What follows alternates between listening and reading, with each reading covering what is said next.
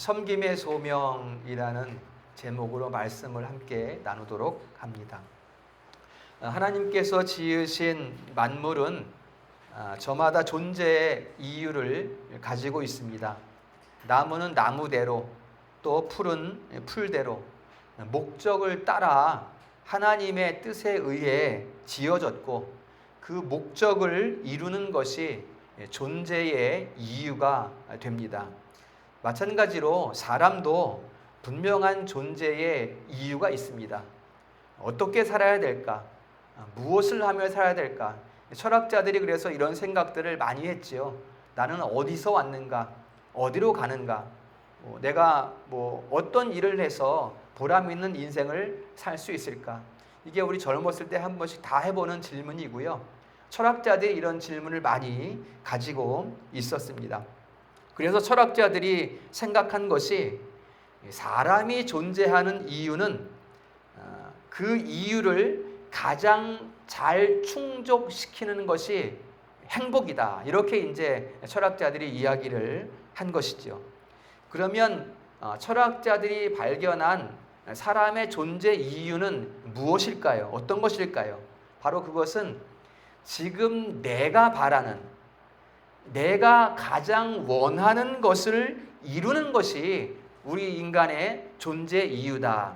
이렇게 철학자들이 이야기를 했어요. 결국 우리가 존재하는 이유는 나 자신에게 있는 것이죠. 철학자들의 말에 의하면 사람이 존재하는 이유는 그 이유가 자기 안에 있는 거예요. 자기를 만족시키는 것이 사람이 존재하는 이유다. 이게 철학자들의 생각이었어요. 그러다 보니까 이제 사람이 원하는 것이 무엇인가? 쾌락주의로 빠지고, 또 물질주의로 빠지고, 또 이제 인본주의로 빠지고, 이렇게 되는 것이죠. 사람이 원하는 것이 그런 것들이다 보니까 그리로 갈 수밖에 없게 되는 것이죠. 그러면 그리스도인의 존재 이유는 어떤 것일까? 그리스도인의 존재 이유는 나 자신에 있지 않습니다.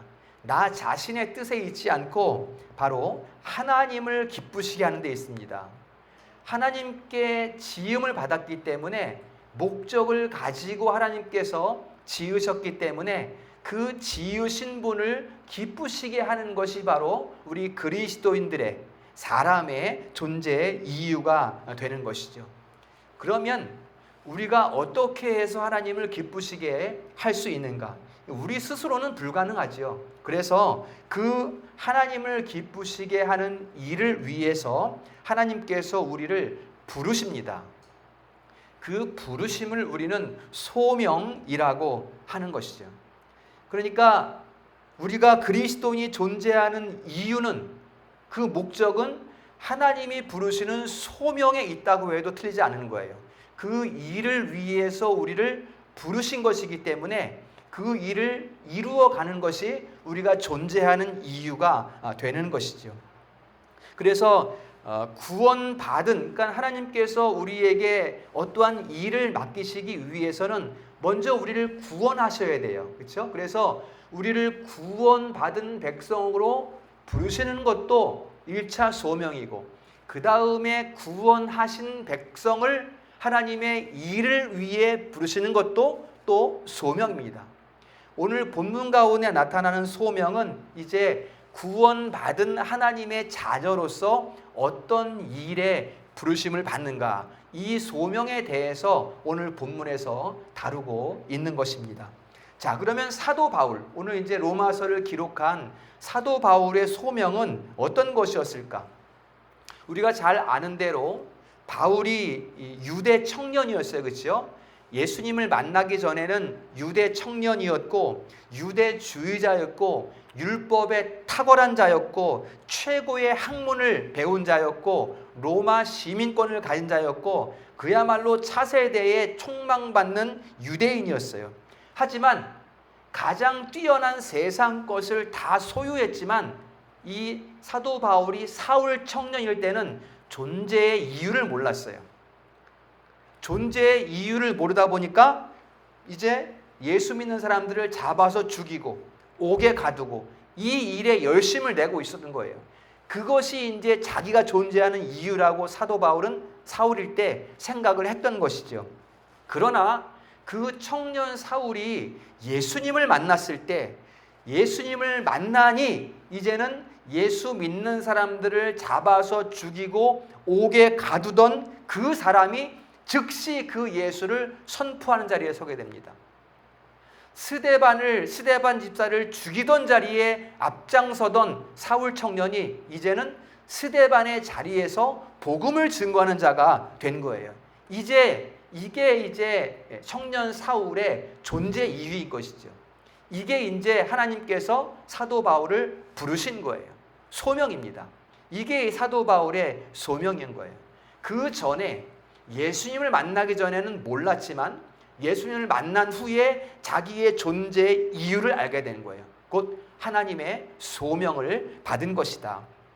특별히 사도 바울은 자신의 소명에 대해서 사도행전 13장 47절에서 이방인의 빛이다 이렇게 정확하게 이야기를 하고 있어요. 그러니까는 이방인의 빛, 이방 땅에 땅끝까지 복음을 전하는 것이 나의 소명이다. 이렇게 사도 바울은 말을 하고 있습니다. 그러다 보니까 사도 바울은 어떻게 하든지 복음이 전해지지 않은 곳에 가서 복음을 전하려고 해요. 그 끝이 이제 땅 끝인 거예요. 어떻게 해서든지 땅 끝까지 가서 복음을 전하기를 원하고 있어요. 그게 자기가 이방인의 빛으로 받은 소명이기 때문에. 그래서 이제 소아시아 지역, 예루살렘 또는 시리아, 안디옥 이런 지역에는 복음이 이미 다 뿌려졌기 때문에 이 지역 말고 또 복음이 전해지지 않은 곳으로 가기를 사도 바울은 소원하고 있습니다. 자, 오늘 23절 보세요. 오늘 23절을 보면 이제는 23절에 이 지방에 일할 곳이 없다 이렇게 그렇죠? 이 지방이 이제 예루살렘이나 시리아, 안디옥이나 소아시아 지역인 거예요. 일할 곳이 없다는 것은 복음이 다 편만하게 뿌려졌고 그 복음을 위해 일하는 사람들이 각각의 교회마다 많이 있기 때문에 이제 내가 여기에서는 굳이 일할 곳이 없고 이제 바울은 그 다음에 보세요. 내가 여러 해 전부터 그러니까 수년 전부터 서바나로 가기를 바랬다. 서바나는 스페인이에요. 그 당시에는 이 스페인이 땅끝입니다.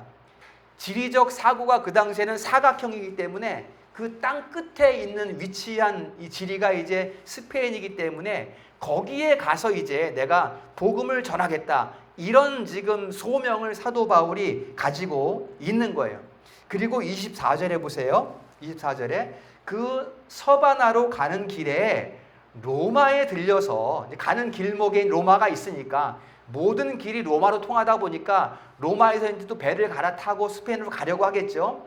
스페인으로 가는 길에 로마에 들려서 로마 교회 로마 교회 성도들과 깊은 사귐으로 기쁨을 가지고 너희가 보내주면 내가 서바나로 가겠다 이렇게 말하고 있어요. 너희가 보내주면 이게 여러분 하나님의 이끄심을 받는 소명자의 자세거든요. 내가 일주일 후에 여기를 출발해서 한 달 후에 어디에 도착해서 거기에 1년 있다가 거기에서 복음 전하고 거기서 떠나서 저쪽에 가서 2년 있다가 다시 돌아오고 이렇게 구체적으로 내가 이렇게 하겠다 이렇게 말하는 것이 아니라 하나님께서 이끄시는 그 소명의 자리대로 그게 이제 너희가 보내주면 이렇게 말하는 거예요. 너희가 보내줄 때 그때 내가 움직일 때다. 이게 이제 소명자의 자세인 것입니다. 그때 이제 로마 교회 성도들이 나를 보내주면 내가 그때 서바나로 가겠다. 이렇게 말하는 거예요. 자, 다시 앞에 22절 보세요. 그런데 22절에 보니까 내가 너희에게 가려 하던 것이 여러 번 막혔더니 이렇게 지금 이야기하고 있어요.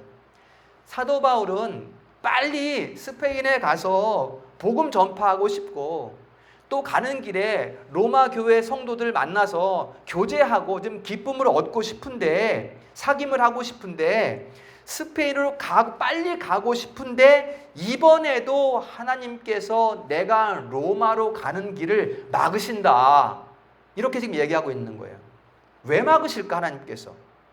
하나님께서 사도 바울에게 땅끝까지 복음을 전하도록 스페인까지 가도록 소명을 주셨는데 지금 이 길을 왜 막으실까? 여러분, 서바나의 복음을 전파하는 일보다 사도 바울이 로마 교회에 가서 로마 교회 성도들과 깊은 사귐을 가지는 것보다 더 시급한 일이 무엇일까?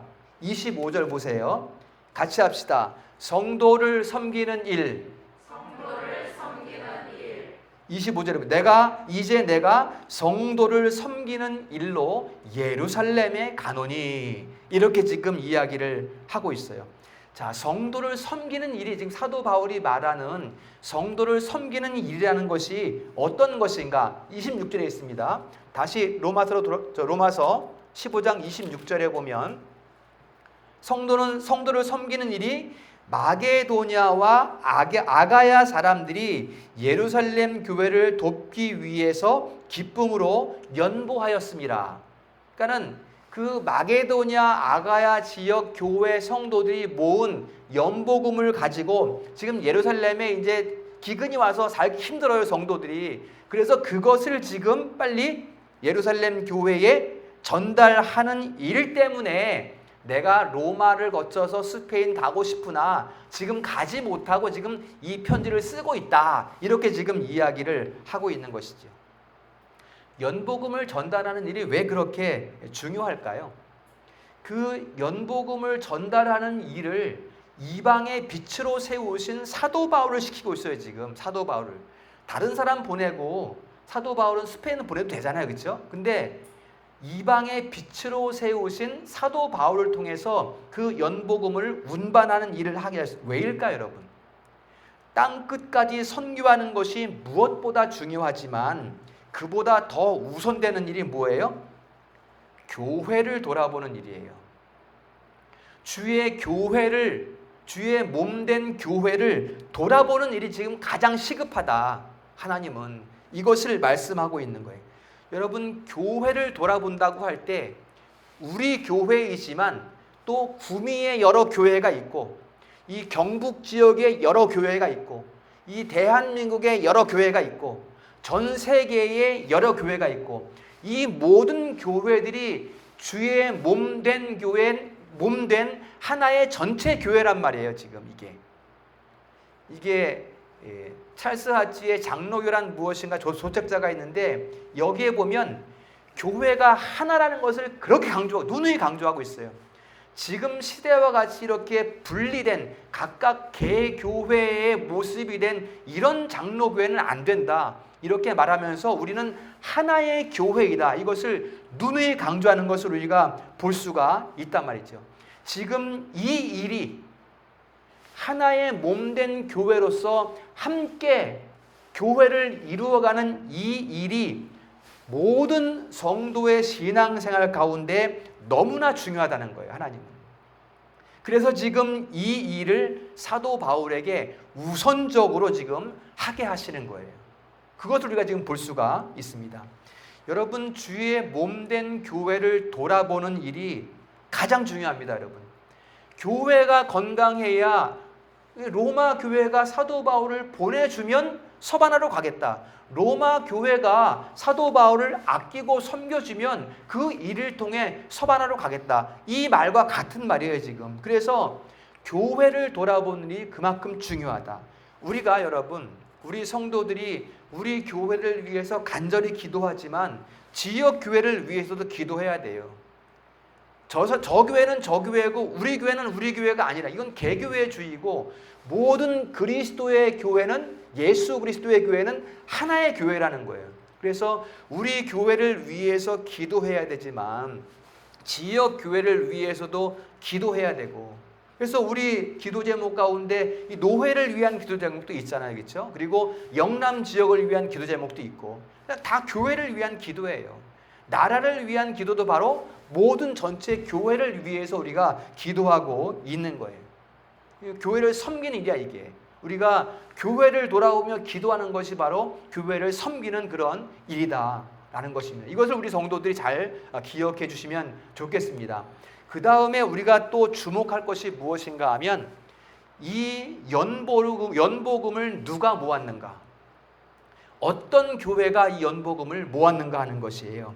자, 26절에 다시 봅니다. 26절에 마게도냐와 아가야 사람들이 어떻게 연보했어요? 가난한 자들을 위해 어떻게? 기쁘게 연보하였습니다. 이렇게 말하고 있습니다. 마케도냐는 저 북쪽 빌립보, 베레아, 데살로니가가 있는 북쪽 지역이고요. 아가야는 지금의 그리스도거든요. 아테네, 고린도가 있는 남쪽 지역이에요. 마케도냐와 아가야, 이 전체를 묶어서 마케도냐라고 부르기도 합니다. 고린도후서 8장에 보면. 자, 그런데 이 지역 교회들이 이 연보금을 모았다는 거예요. 이 지금 말하고 있는 연보금에 대해서 고린도후서 8장에서 자세하게 기록하고 있습니다. 여러분 펴봅니다. 고린도후서 8장. 자, 고린도후서 8장 봅니다. 지금 로마서 15장에서 말하고 있는 이 연보금에 관한 이야기가 고린도후서 8장에 있습니다. 고린도후서 8장. 자, 고린도후서 8장 1절에 보면 하나님께서 마게도냐 교회들에게 주신 은혜, 그 은혜가 무엇인가?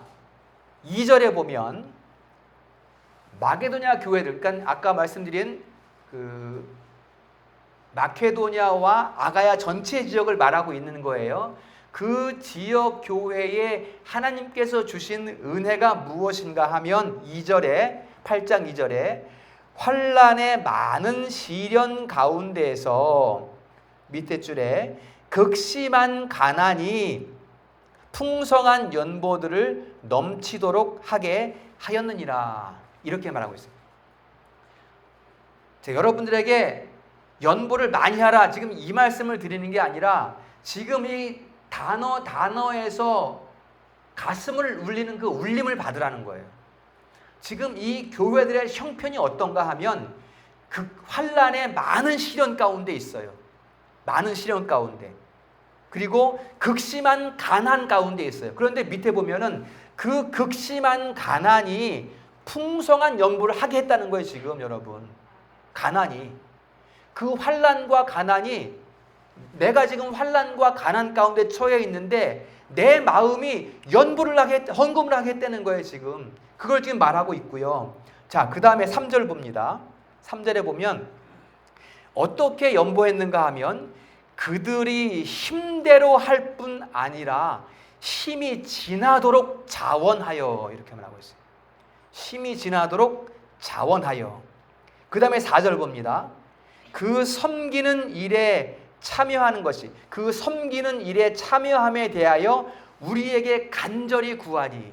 우리라는 것은 지금 사도 바울 일행, 사도의 일행에게 간절히 구했다는, 우리가 돕고 싶습니다. 우리가 섬기고 싶습니다. 구했다는 거예요. 간절히 구했다는 거예요. 어떤 형편에 있는 성도들이, 교회가 환난 가운데, 극심한 가난 가운데 있는 성도들이 우리가 돕고 싶습니다. 이렇게 말했다는 거예요. 사도 바울한테. 자, 그 다음에 10절 보세요. 8장 10절 마지막으로. 이 일은, 저 끝에 봅니다. 이 일은 너희에게 유익함이라. 너희가 1년 전에 행하기를 먼저 시작할 뿐 아니라 원하기도 하였은즉, 이렇게 말하고 있어요. 자, 여러분 잘 보세요. 다시 로마서로 돌아갑니다. 지금 이 연보는 마게도냐 전체 지역 교회가 지금 연보금을 모은 거예요. 그런데 지금 이 일에 적극적인 교회가, 가장 적극적인 교회가 고린도 교회예요. 지금 고린도 교회 여러분, 적극적으로 참여한 교회가, 주의 몸된 교회를 돌아보는 일에 적극적으로 참여하는 교회가 고린도 교회라는 거예요. 고린도 교회가 1년 전부터 연보금을 모았대요. 1년 전부터 모았다는 것은 그냥 습관적으로 계속 모으고 있다는 거예요. 모았다가 어디 도울 때가 있으면, 섬길 때가 있으면 섬기겠다, 이렇게 지금 고린도 교회가 하고 있었다는 거예요. 이것이 여러분 고린도 교회의 뛰어난 점이에요. 여러분, 우리가 잘 알고 있잖아요. 그렇죠? 고린도 교회는 진짜 많은 문제를 안고 있었어요.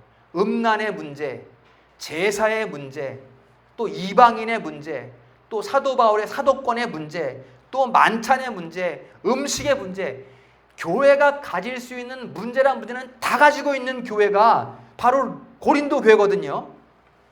그런데 그러한 고린도 교회가 주의 몸된 교회를 섬기는 일에서 어떻게 이렇게 뛰어난 신앙을 가질 수가 있었을까? 궁금하지 않습니까, 여러분?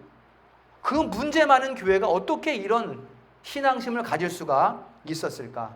그들에게 철저한 의식이 하나 있었는데 바로 빚진 자 의식입니다. 그 마케도냐 지역 이방 땅이잖아요, 그렇죠? 이방 땅 교회 성도들이 가지고 있는 아주 투철한 의식이 있었는데 그것이 빚진 자 의식이에요. 그 중에서 고린도 교회는 특별히 더 이 빚진 자 의식이 투철했다는 거예요. 빚진 자 의식이 뭔가 하면 당시에 이방인들이 볼 때, 지금 뭐 다 이방인들이지만 그 당시에 이방 땅에 사는 사람들이 볼 때 하나님의 백성이라고 하면 유대인들이에요. 우리 이방인이 아니라 저 유대인들이 하나님의 백성이에요.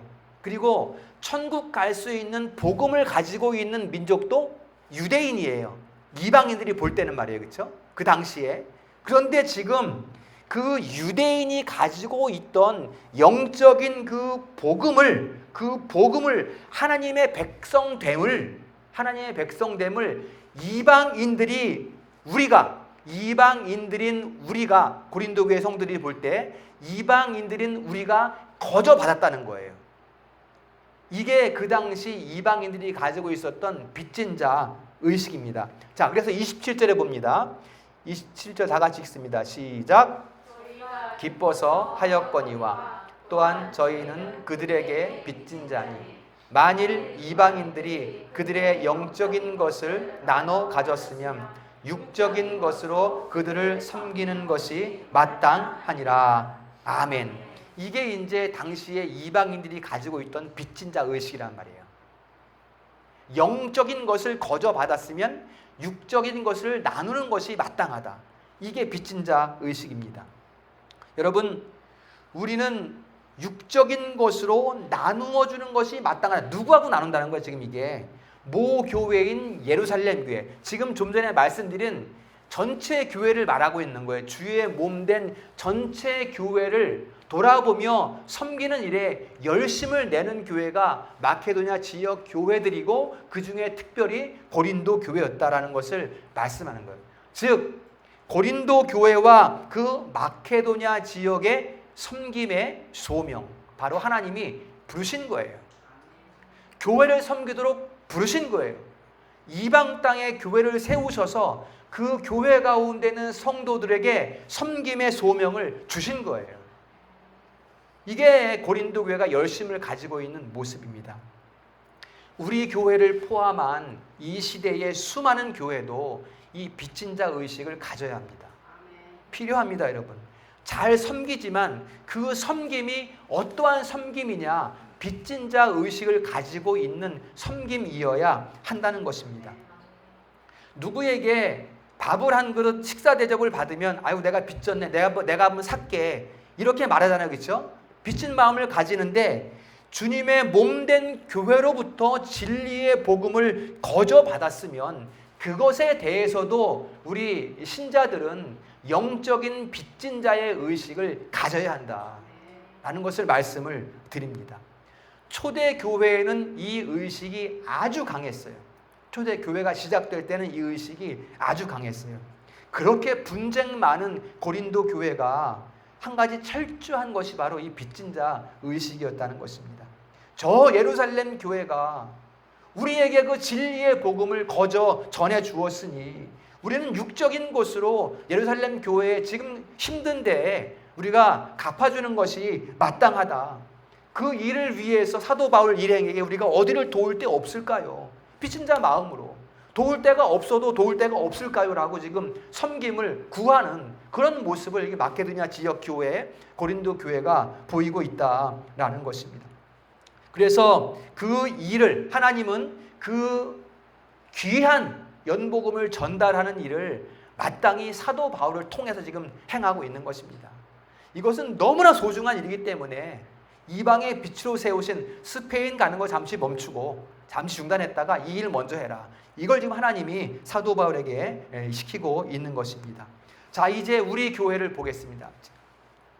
여러분, 우리 교회는 성도들의 헌신으로 말미암아 주님의 교회를 섬기는 일을 아주 잘하고 있습니다.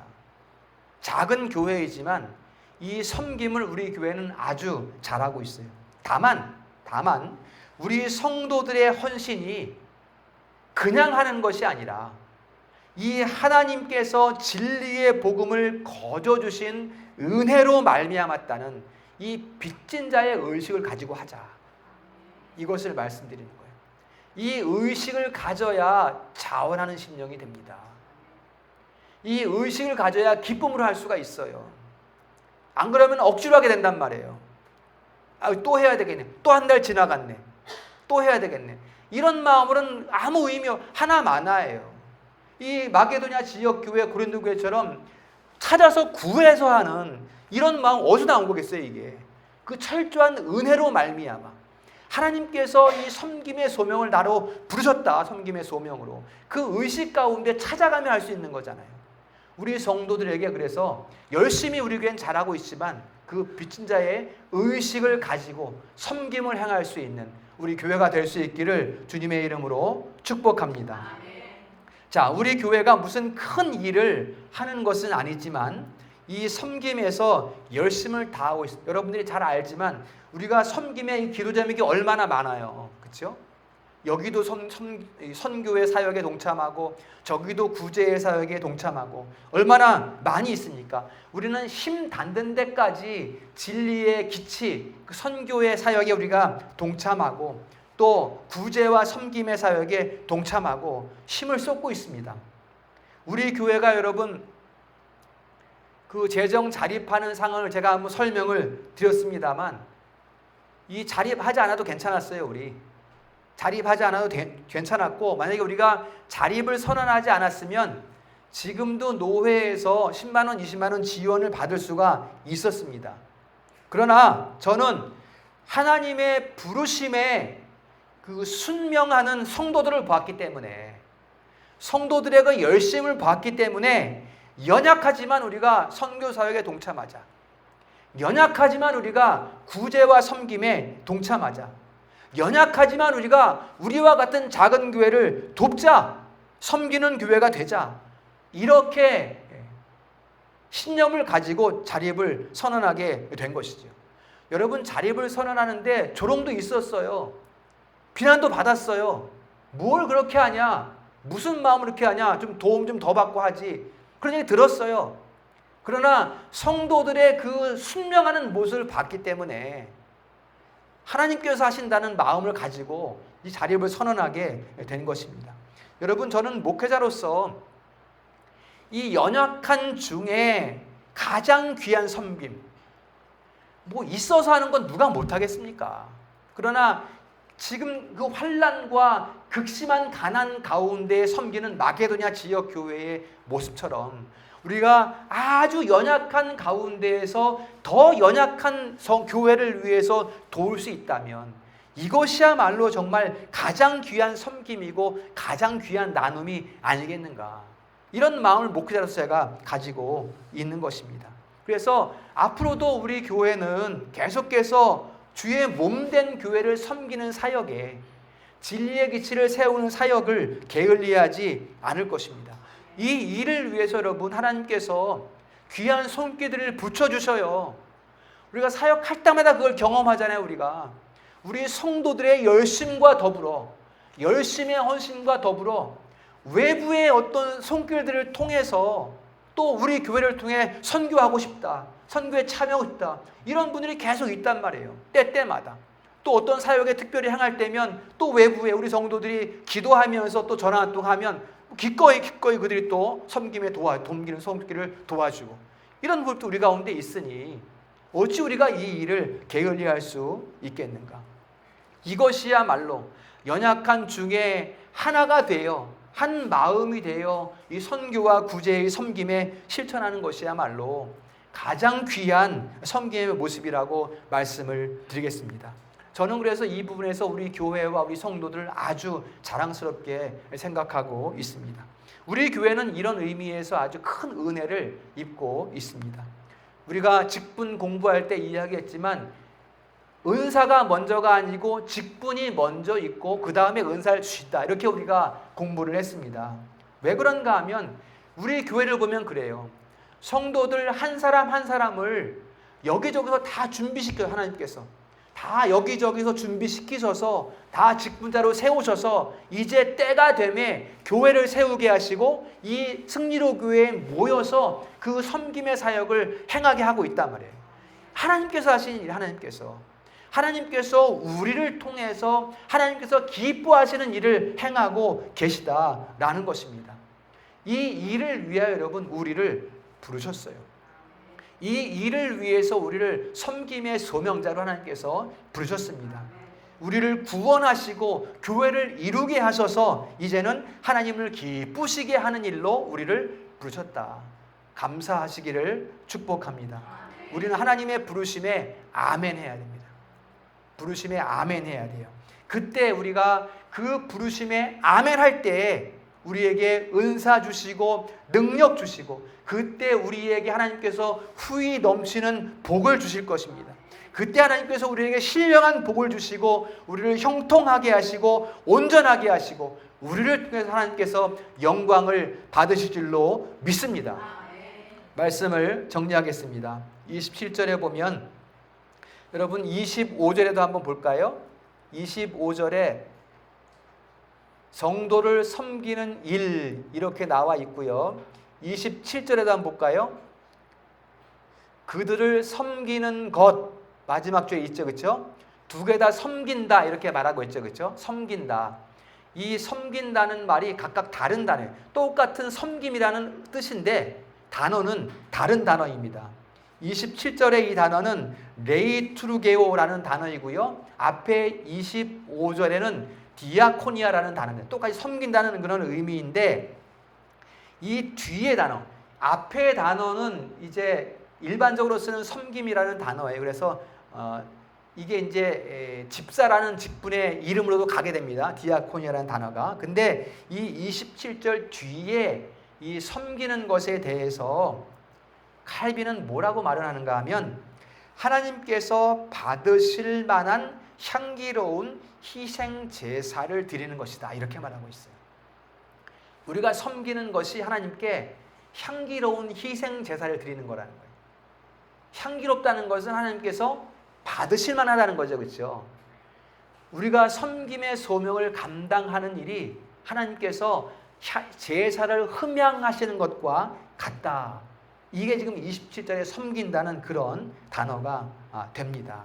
여러분, 우리 성도들 성경이 가르쳐주는 그냥 섬김 자체가 중요하지만 이 27절에서 말하는 이 섬김, 희생 제사를 드리는 것이 바로 섬김이다라는 이러한 섬김의 의미를 우리 성도들이 잘 마음에 새길 수 있기를 소망합니다. 지금 여러분들이, 우리 성도들이 교회를 섬기는 것이 바로 이 희생 제사인 거예요. 여러분이 여름에 땀방울 한 방울 한 방울 흘리고 그 더운데 밖에서 주저앉아서 또 청소기 돌리면서 또 이 일하면서 주방 봉사하면서 그 땀방울 하나, 눈물 방울 하나가 뭐라는 거예요? 그게 희생 제사라는 거예요, 여러분. 여러분들이 희생 제사를 날마다 드리고 있는 거예요. 교회를 섬기기 위해서 그 희생 제사를 드리고 있다. 나를 이 번제로 불태우듯이 그런 섬김을 행하고 있다. 얼마나 귀합니까, 여러분? 얼마나 귀하고 아름다운 거예요, 이게. 여러분들의 헌신이 그만큼 헛되지 않다는 것, 하나님께서 흠양하시는 아름다운 향기라는 것, 이것을 꼭 기억할 수 있기를 축복합니다. 이러한 우리 성도들의 섬김이 하나님 앞에 날마다 올려드려지는 거룩한 제사가 될 수 있기를 주님의 이름으로 축원합니다.